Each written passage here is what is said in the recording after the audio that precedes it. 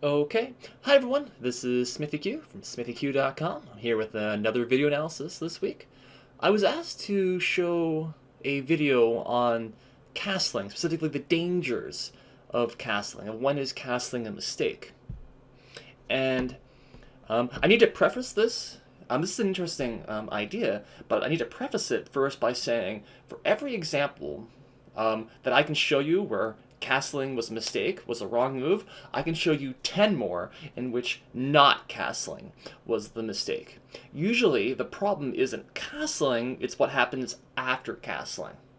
This position here is sort of one of those exceptions. This was posted on the chess.com forums. This was Senior Patzer as white. He's a 1600 rated player versus a 1700 rated player. We can see that he's launching this big king-side pawn assault before black is castled.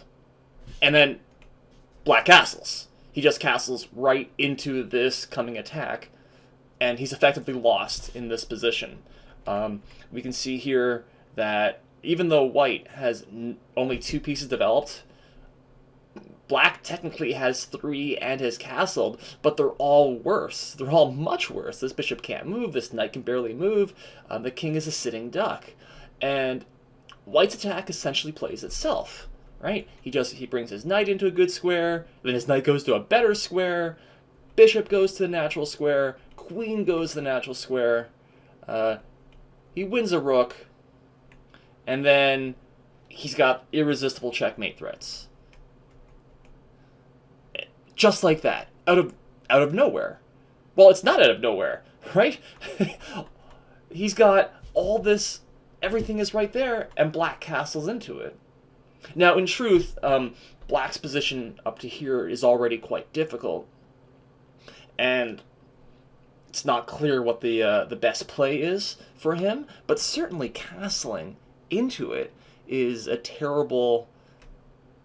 It justifies all of white's previous pawn moves, right? If black doesn't castle and white keeps throwing pawns over here, it's not clear that's going to do anything, right? For instance, if we play bishop c6, attacking the pawn, white defends it. We do something like this. Is white still better here? Yes, but he's not winning instantly. White's going to have to work for it, a bit harder than what happens in the game, where black simply castles into a raging assault. This usually isn't what happens. Usually what happens is we castle into a normal position, and then the assault comes, and it seems to sweep us away, often by surprise. So what I'm going to do is, first I'm going to say, great game, Senior Patzer. Thank you for sharing that with us. But then I want to look at sort of the standard kingside attack, and then show how it often develops. Because if we can see how it develops in advance, then we can stop it.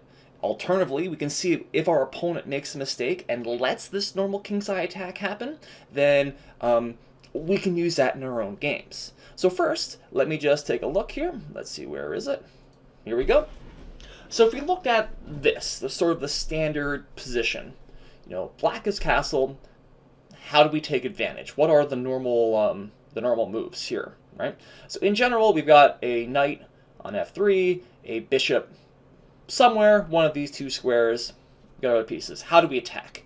Well, in general, right, the bishop is aiming here, the knight's coming here, this bishop is aiming all the way on this diagonal.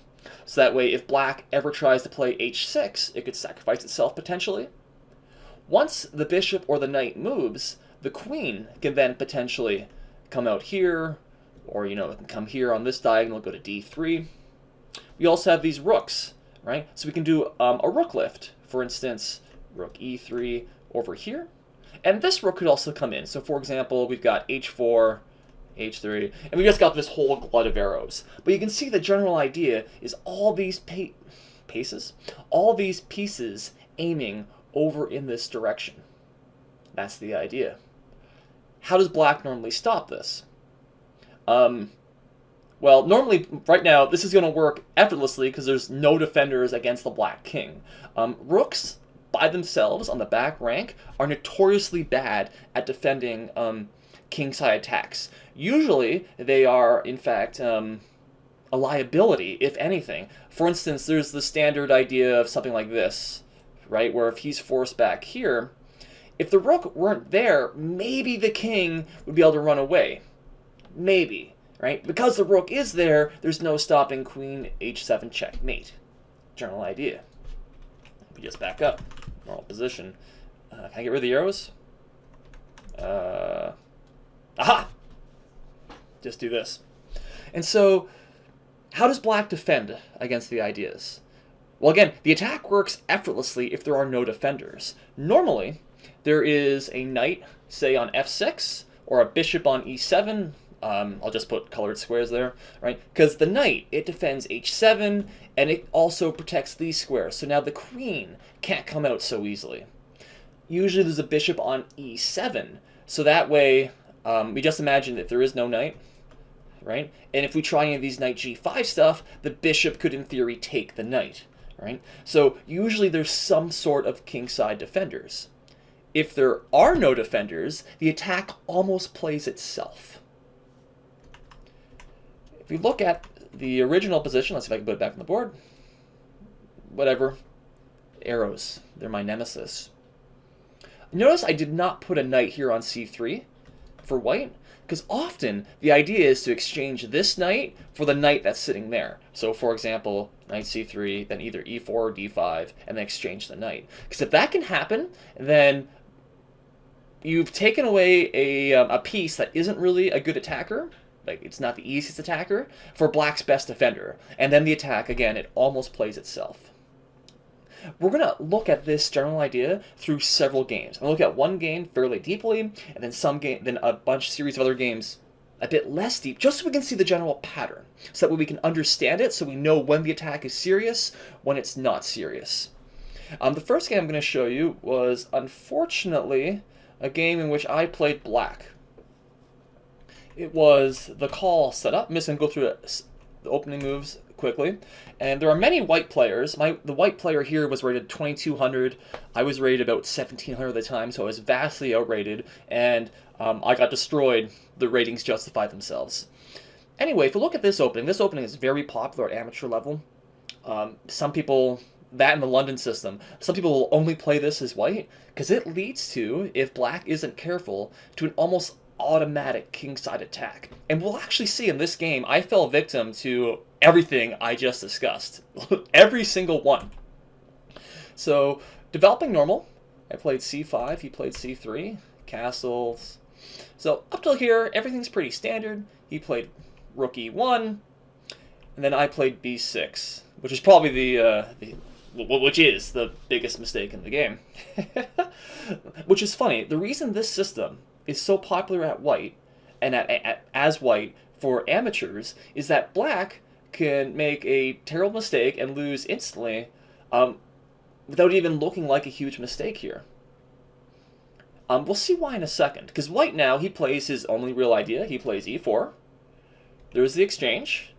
I then exchanged my knight. And so we can see right away what happened is that this knight, which started here, exchanged itself for my best defender. Now, my knight is attacked by the bishop, so I defended. And we can see here that there are no defenders near my king. I don't have a bishop on e7. It's over here on d6. It should be more active. But all of white's pieces are ready to jump in. And then white simply launched the standard Greek gift sacrifice. He comes in with check. If I retreat to the back rank, queen h5 is going to be checkmate right away. So I try to come out here. Oops, sorry. And then he plays h4. And so he's using literally every idea that we have here. His threat, he wants to play h5 and throw my king away even more. Queen f3 could come if, for example, I go to f6. I can't retreat to h7 because of the knight. Huge trouble here. I tried to defend with rook h8, and then after h5, rook takes h5, but then my opponent unleashed an absolutely beautiful sacrificial attack to finish me off, where first he took with the rook, Then he played queen d3. Notice that if he doesn't do that, if he plays queen d3 first, I could block with f5. I mean, he's going to take it there anyway, but this is far more pretty. Because this leads to forced checkmate.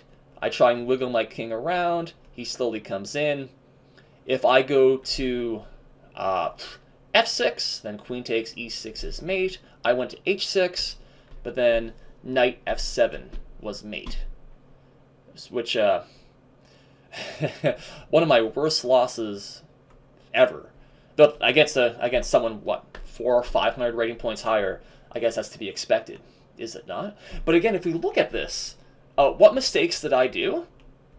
You know, up till this is actually quite poor for me, is that I allowed this position to happen. This looks absolutely fine. 1700 me thought this was okay, but there's no defenders. It came in. What should I have done instead? Well, if we back up, instead of playing b6, right, I could have simply played e5 myself. And then, if we imagine the same exchanges, well, let's see if I can actually do it. There we go. Well, now it's white who actually has no knight. His bishop's over here. And potentially white could be in trouble for an attack on this side. Interesting.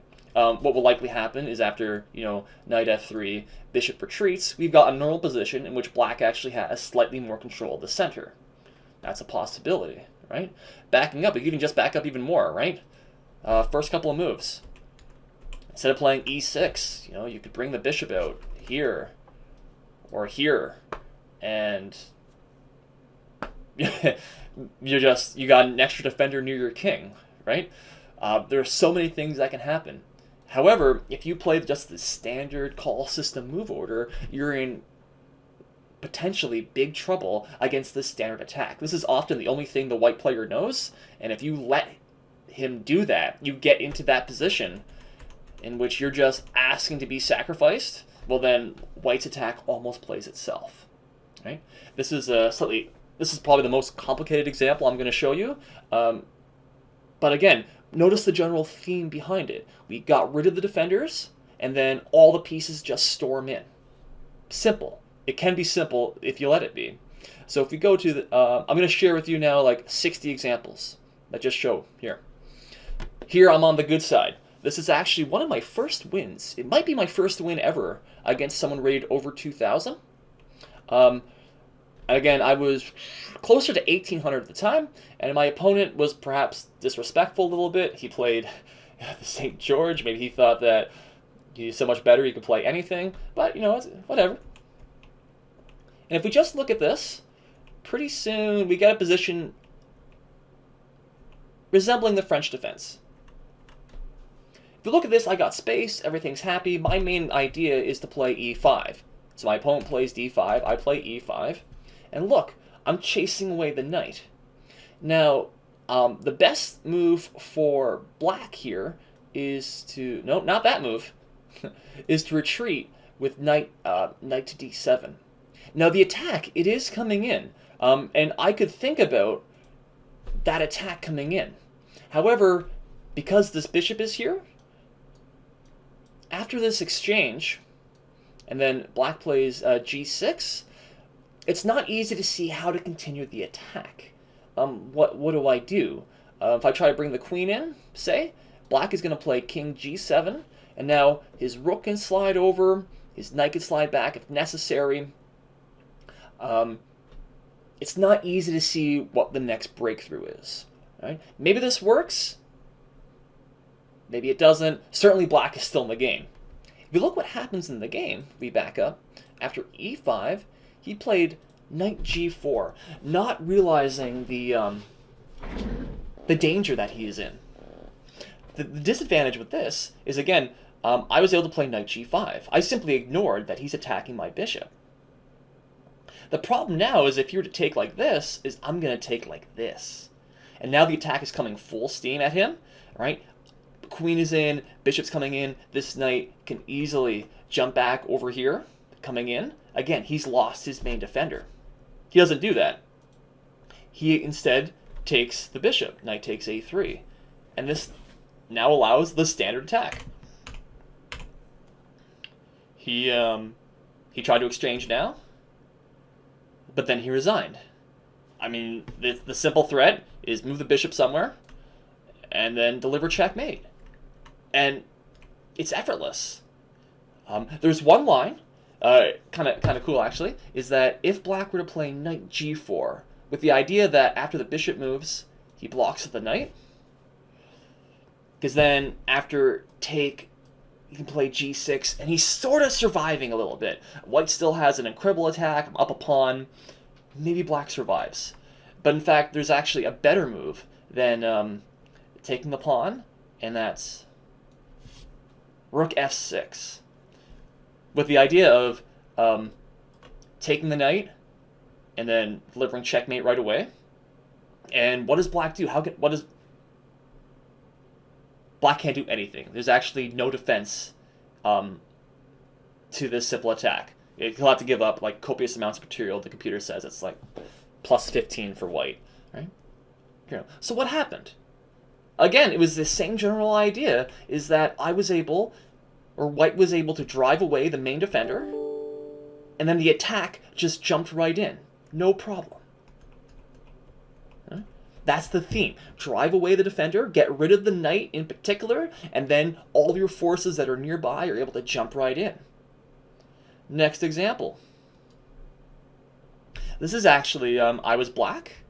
We're both rated around 1700 at the time. The opening was a standard Scotch. In fact, we apparently follow theory for quite a bit here. A pin, so he exchanges and then develops. Right, d5. And we reach a pretty standard position. All of this is normal, or relatively normal, right? It's been played lots of times. And then after queen c2, my opponent, he tries to make a really crude threat. He wants to exchange, and then take on h7. Well, I push it back. He retreats to the worst square, and then this attack just plays itself. If we look here, the standard position is that white's knight, actually, sorry, let's just go all the way back.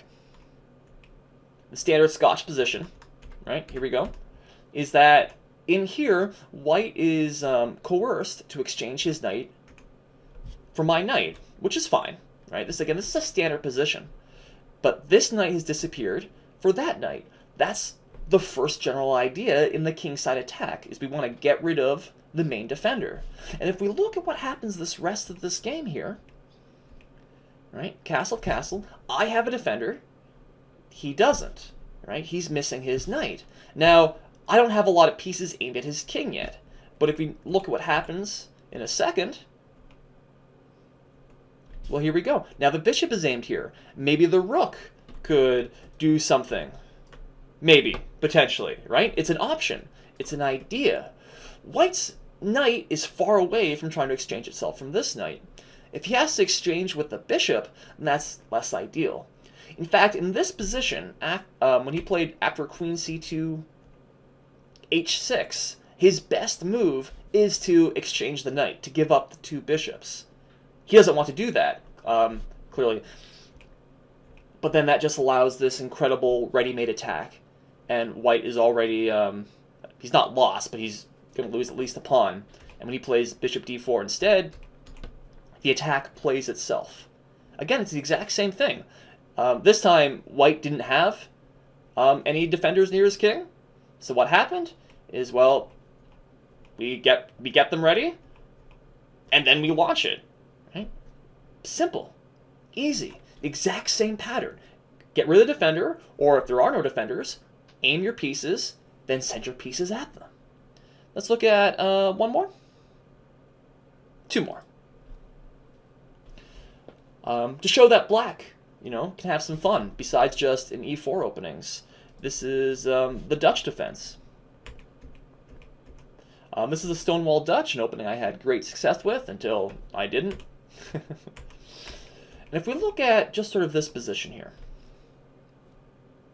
what's happening is that my bishop, again, I want to aim here, and my knight, it can come to here or here. And if I can get rid of this knight, if that knight were able to vanish, then this attack is going to be absolutely fantastic. We'll see what happens in a few moves. So, alright, I got my knight in there. He plays c5, that's great. b4. So white is attacking on the queen side. Well, I'm thinking, I want to get rid of this knight. How do I get rid of the knight? It's not easy to get for this knight to easily exchange itself. And so I launched the secondary idea, where I played g5, g4, chase the knight away. Now look, there's no defenders. And now, with the advance of these pawns, I got the rook that can easily come in, the queen can come in, the knight is aiming here, the bishop is aiming here, even this pawn could help. Right? It's controlling some key squares, and it could even advance, open up more lines. White has the one defender, the bishop, but it's staring at a pawn. It's got nothing. And in fact, this attack is, I can again start it. Standard attack. Bishop takes h2. King takes, queen comes in, king retreats, rook slides up. The easy threat of boom and checkmate. White, he's kind of busted. He plays f4, so that way what he's hoping for is that after this, he can exchange knights, because then, well, he's sort of surviving. He's living. And I don't know. Instead of doing that, then well, okay, I'll take his knight. Knight takes d2, g3, and now there's no defense to queen h2 and then queen h1 checkmate. Simple, right? Again, it's the exact same strategy of get rid of the knight, and then all the pieces come in, effortless. And in fact, White's mistake is a bit more. It's harder to find in this position because he played incredibly slowly. He allowed this knight to stay here on this good square. He didn't exchange it. He didn't do anything to stop it. Notice how, if we back up 2 moves, he plays b3 first, and then a few moves later, he plays b4. That is a very slow way of playing when black's got idea of a quick kingside attack coming. So he's already losing time. Look how white's play does very, very little. Also notice how, in the opening, white played e3, and he's forced to put his bishop over here.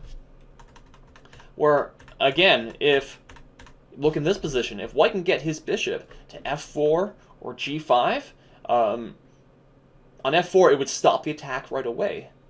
Alternatively, the main line in the Stonewall Dutch is to play It's to not develop this knight right away. It's to play b3 and then bishop a3, try to exchange the good bishop. Right? There's lots of ideas, and because white didn't follow any of these, he essentially just castled into a ready-made attack. Right? Interesting. One more. And again, I know I'm not going through many of these games very deeply. I'm just trying to show the general idea, to show that where the attack works, why it works, and then we can back up and try and make sure it doesn't happen to us, or if we see those symptoms, right, we see where we can drive the defender away, where there's only 1 or 2 defenders, we can get rid of it, and all of our forces come in. That is what's so good for us. We want to be able to see that general pattern. Lastly, this here is a game where I was rated 1800s. This is almost me in my prime, late 2003. And let's see here. So I was white, and we reached a weird position. Black took, which, ooh, I don't like that. I castle. Let's see. Just get to it quickly. Here we go. It's a pretty standard position. Actually, no, it's not standard at all. White's got a very standard position, right? Knights are on good squares, bishop's on its best square, and then I'm ready to play e4. Already the threat is e5 with a fork. And so what black needs to do something. And so now here, what he needs to realize is that e5 is coming, and it's going to chase this knight away. And so this bishop needs to go back to e7. There needs to be at least one defender for the black king. Instead, he plays bishop b4, which looks more active. It is more active. However, we look ahead 2 moves, e5. Notice again, I've driven away both defenders. Okay, well, one defender went away by itself. The other defender is here. Every black piece is on the queen side. There's nothing near his king. Now, it might look like it's kind of hard because I only have a queen and a knight that can easily get there. Maybe the rook. But against a bare king, well, 3 is going to do it. And then I played knight g5, threatened checkmate. Then after he defends, I just sacrifice the knight. I open lines. And amazingly, this attack can't be stopped. But again, it shouldn't be amazing, because black has no defenders. I have more than one attacker. He takes. Queen slides over. King slides back. Rook e4. With the simple idea, again, rook h4, come in, that's checkmate. He tries to block with f5. Again, he tries to get some lift for his king. Maybe he can escape. But things aren't safe at all. The threat is now queen takes g6. He retreats his knight. I bring my knight into the attack. Then it's check. I'm forking the bishop, the king. He's in huge trouble. He resigns. Right? What's interesting is that my attack was so powerful that my last 3 moves are arguably mistakes, and I'm still winning incredibly easily. For instance, this is actually hilarious, is I never even realized that I could simply win the bishop right back. Rook takes b7. I didn't see that. Like, that was completely off my radar. And then here, bishop takes e6. It's wide open. It completely stops all of black's flight squares. And then it's free. Why not? Instead, I played knight b5, which is also incredibly powerful, right? Because it's threatening knight d6, and he can't stop that. After knight c6, I played knight d6, right? Where he's then able to escape, I win the bishop. Where if I were to play bishop takes e6 instead, well, now after knight d6, he'd be forced to give up his queen, right? The attack is so powerful that I can make these suboptimal moves, and I'm still winning. Why? And again, we just look back here. There's no defenders. And even though there aren't as many attackers, they can still come in. And it's enough, right? Even having one attacker, well, usually you need at least 2, right? But 2 attackers, even though there's only 2, they defeat 0 defenders. Okay, so I've there shown, 5 or 6 different ways of attacking the castled king side, of how things can go very badly after you castle, in which, again, the specifics are different. The piece configurations, the openings, white or black, whether there's sacrifices or not, that's all different. But the general idea is always there. It's always the same. It's, first, you get rid of the defenders. You drive them away, because if there are no defenders, there's no resistance to your attackers.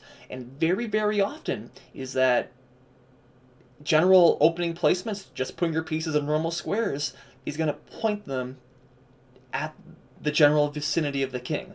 And then it just takes 1 or 2 moves, and you've gone from nothing to potentially a very powerful attack. So we need to realize that. So if we are the defender, we need to see, when can attack happen? When our opponent's piece is able to get into those easy positions.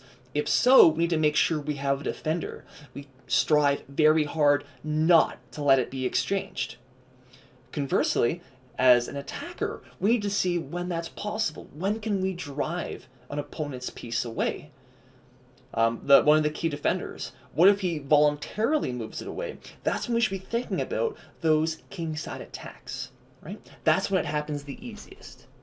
Now, there's a lot more I could say. This isn't the only time in which castling early can lead to an attack, or not even early, just castling in general. But I think this video has gone on long enough, so maybe I'll have a part 2 come up later if there's interest in that. Right? But this is perhaps the most general, the most common, is that both sides castle, we have a normal position, but then you drive away the defender, and then the attack can play itself. Okay, so that's that. Again, I'm SmithyQ from SmithyQ.com. Please, tell me if you like this. Leave me your comments, what you'd like to see. Like and subscribe if you want to do that. That'd be fantastic. And I love feedback. Tell me what you want to see next. I'll see what I can do. I'll try and do part 2 if there's interest in that.